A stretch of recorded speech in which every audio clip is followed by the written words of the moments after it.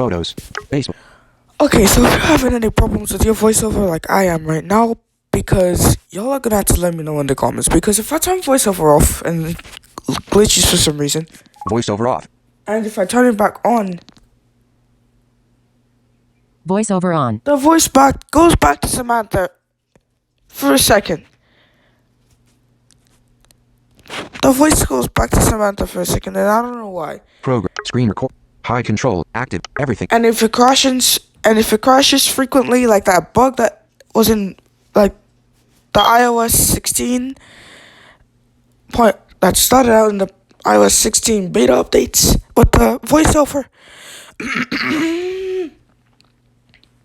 Okay, sorry about that.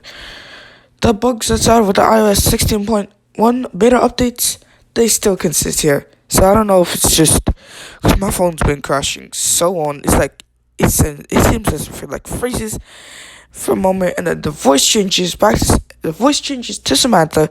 Then it goes back to what I had previously. But if it continues to crash frequently, it just fully goes back to Samantha, thus having me change the voice again. Or if you were using another language, say for English, say for instance Spanish, you had like if you have a voice set to like Mexico, if you had it set to Juan, the voice would probably go to Paulina for a second, and then it'd probably like if it I don't know.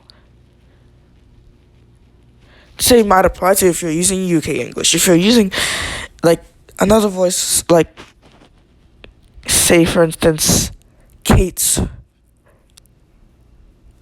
it turn off voiceover, turn it on, it just goes back to Daniel.